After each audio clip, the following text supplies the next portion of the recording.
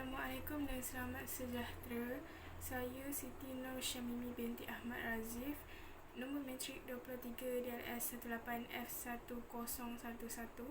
Saya pelajar dari kelas DLS 6A dan pelajar jurusan Diploma Pengurusan Logistik dan Rangkaian Bekalan.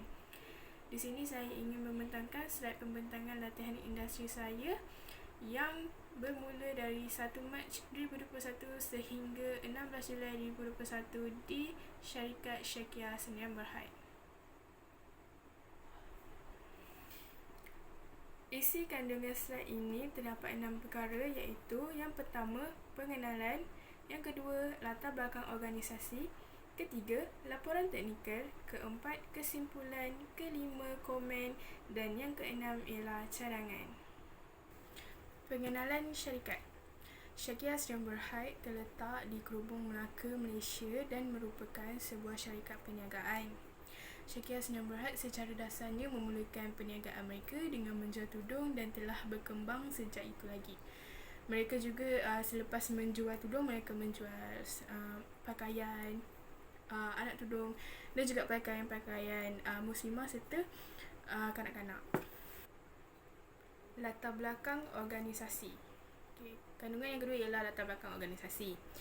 Latar belakang organisasi Syekia Sdn Bhd adalah salah satu syarikat perniagaan yang telah mendapat pengiktirafan dan membawa jenama mereka sendiri. Untuk syarikat organisasi syarikat, Syekia hanya membawa dua nama, Puan Faridah binti Kamaluddin, pengarah urusan, dan juga Encik Ramli bin Maba yang merupakan pembantu pengarah. Mereka mewujudkan perniagaan untuk para muslimah kerana ingin membantu muslimah di luar sana untuk bersiap dengan pantas. Selain itu, mereka juga ingin membantu kaki tangan kerajaan dan swasta untuk menjana pendapatan sampingan. Pada November 2014, Syekia Sdn Bhd telah menamakan perniagaan mereka sebagai Hijab Scarf. Nama Hijab Scarf dibawa sehingga pada tahun 2017 dan dijenamakan semula dengan nama yang sekarang, iaitu Syekia Sdn Bhd. Mereka masih membawa nama Hijab Scarf dengan menggunakan nama Syekia by Hijab Scarf untuk mengingatkan pelanggan lama tentang mereka. Syekia Sdn Bhd pernah menjalankan perniagaan mereka di butik yang juga terletak di Kerubung, Melaka. Syekia Sdn Bhd juga menjalankan perniagaan mereka dengan membuka booth-booth kecil di sekitar pusat membeli belah dan juga sekitar pekarangan masjid. Disebabkan berlakunya pandemik COVID-19 pada 2019, pengarah urusan Syekia Sdn Bhd, Puan Faridah binti Kamaluddin, mengambil keputusan untuk menutup butik dan melakukan jualan di atas talian sahaja, tetapi pelanggan masih boleh walk in ke rumah pengarah urusan dan mereka membuka office di rumah. Visi syarikat ialah untuk membantu mereka yang ingin menambah pendapatan. Misi syarikat ialah membantu 10,000 orang kaki tangan kerajaan dan swasta untuk tambah pendapatan sampingan ataupun pendapatan mereka. Yang kedua, membantu suri rumah menjana pendapatan RM500 hingga RM200,000 sebulan. Dan juga yang ketiga, membantu muslimah berkejaya tampil cantik dan elegan sepantas 3 saat tanpa pin, brooch dan tanpa gosok. 5 core values syarikat ialah: yang pertama, always smile; yang kedua, fast action, fast result; yang ketiga, give more to get more; yang keempat, we add values to other people life; dan juga yang kelima, contribute to others. Kandungan yang keempat ialah laporan teknikal. Yang pertama, tugasan saya ialah menyelesaikan pesanan pelanggan. Yang kedua, mengira analisis jualan. Yang ketiga, mesyuarat dan pelibatan kaki tangan bersama pengarah urusan. Dan yang keempat, membuat live di Facebook page. Tugasan pertama saya ialah menyelesaikan pesanan pelanggan. Pesanan pelanggan akan dibungkus pada setiap hari mengikut pada pukul berapa pelanggan tersebut membuat pesanan. Sekiranya pelanggan tersebut membuat pesanan pukul 3 ke bawah, mereka punya pesanan akan dihantar pada hari tersebut juga. Jika mereka menghantar pesanan pukul 3 petang ke atas, pesanan mereka akan dihantar pada hari yang berikutnya. Kurier yang digunakan ialah ABX pada hari biasa dan juga JNT pada hari Minggu dan cuti umum. Kurier akan mengambil parcel untuk dihantar kepada pelanggan pada pukul 3 petang dan ke atas. Tugasan kedua saya ialah mengira analisis jualan. Kiraan jualan dibuat pada setiap hari untuk memastikan jadual jualan dan analisis data adalah seimbang. Sekiranya tidak seimbang, analisis data dan juga jadual jualan perlu disemak semula sehingga kedua-duanya seimbang dan sama jumlahnya di akhir pengiraan. Jika ada tersalah kira, mereka bahagian operation dan juga bahagian admin akan menyemak bersama-sama supaya kiraan itu akan menjadi seimbang pada akhir bulan. Tugasan yang ketiga ialah mesyuarat dan penglibatan kaki tangan bersama pengarah urusan. Tujuan mesyuarat diadakan adalah untuk membincangkan masalah atau masalah yang timbul di antara pekerja mereka dalam menjalankan tugas. Yang kedua, pembincangan tentang perkara penting yang akan dijalankan pada minggu berikutnya. Contohnya, akan ada sales apa untuk minggu-minggu yang berikutnya. Yang ketiga, pekerja dapat mengetahui perkara yang akan difokuskan pada minggu yang seterusnya dan boleh memberikan pendapat dan juga pandangan mereka sendiri untuk menambah baik sesuatu perkara yang sedang dibincangkan. Yang keempat, mesyuarat dijalankan pada setiap hari Isnin dan Jumaat pada pukul 8 pagi atau 3 petang. Tugas saya di sini, sewaktu work from home, saya menyediakan link mesyuarat dan juga saya juga akan menayangkan bacaan Asmaul Husna sebelum bermulanya mesyuarat bersama pengarah urusan. Tugasan saya yang terakhir ialah membuat live di Facebook page.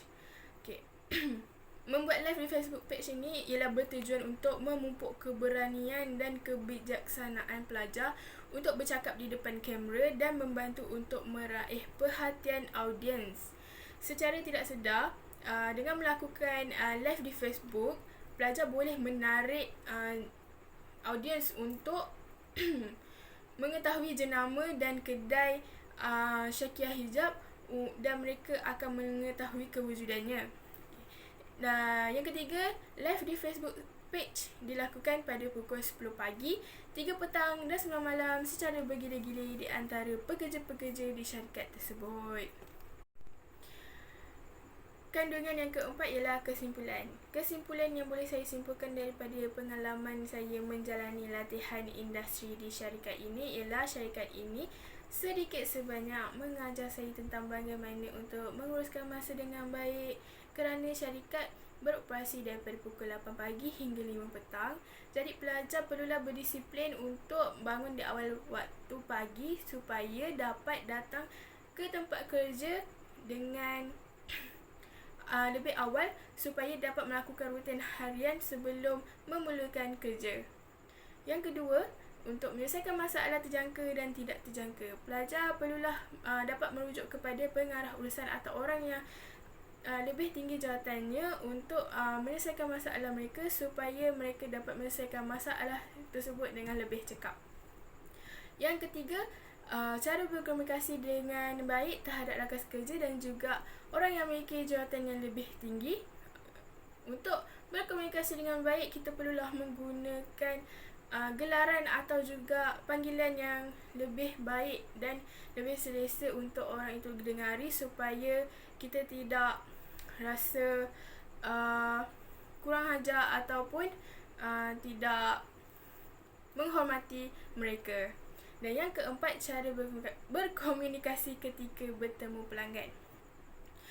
Ketika bertemu pelanggan atau berurusan secara atas talian, pelajar perlulah menggunakan bahasa-bahasa yang baik dan tidak menggunakan bahasa-bahasa kasar supaya pelanggan rasa lebih selesa dan ingin mengulangi pesanan dengan syarikat tersebut. Kandungan kelima, komen. Okay, komen daripada saya sepanjang menjalani latihan industri ialah saya memperolehi banyak manfaat dan pengalaman baru yang amat berguna kepada seorang pelajar yang akan melangkah ke alam pekerjaan kelak. Yang kedua, mampu dan menggambarkan bagaimana situasi latihan industri semasa masih menempuhi pengajian di Politeknik. Yang ketiga, pelajar bukan sahaja belajar secara teori sepenuhnya, namun pelajar juga telah didedahkan secara praktikal dan berfokus sepenuhnya kepada industri yang dipilih dan diceburi pelajar. Dan yang keempat, dapat mengaplikasikan apa yang telah saya pelajari secara teori dan praktikal di Politeknik kepada amali di syarikat yang saya menjalankan latihan industri. Kandungan yang keenam ialah cadangan. Cadangan yang pertama untuk pihak syarikat ialah pihak syarikat seharusnya memberikan ruang kepada pelajar-pelajar untuk melakukan kerja yang diberikan supaya pelajar tidak rasa tertekan dengan kerja-kerja yang mendatang supaya mereka dapat fokus untuk melakukan kerja mereka yang sedang mereka jalankan.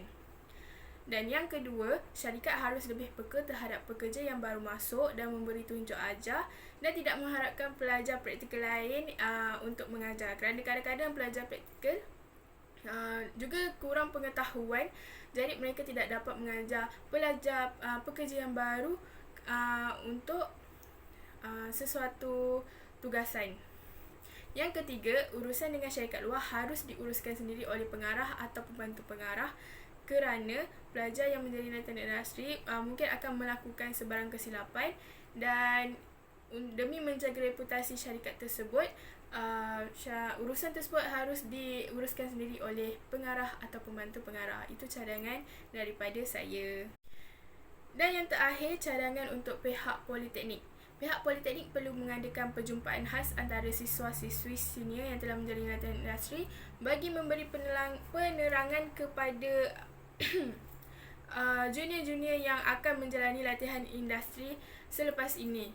Yang kedua, pihak Politeknik perlu mengambil tahu terhadap pelatih yang mengalami kesulitan di tempat program latihan industri. Mereka harus memberikan sepenuh perhatian kepada pelatih yang mengalami kesulitan sepanjang menjalani latihan industri.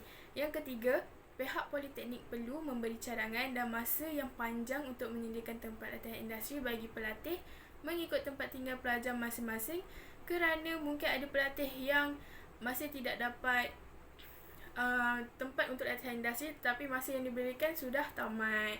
Jadi itu sikit sebanyak mengganggu mereka untuk menjalankan latihan tersebut. Itu sahaja daripada saya. Setiap apa yang saya sampaikan dalam pembentangan ini adalah apa yang saya lalui sendiri di syarikat tersebut sepanjang latihan industri saya. Saya Siti Nur Syamie binti Ahmad Razif, nombor matrik 23 DLS 18F100. Mengundur diri dan mengucapkan terima kasih kepada penilai yang akan menilai saya. Dan itu sahaja daripada saya. Assalamualaikum dan selamat sejahtera.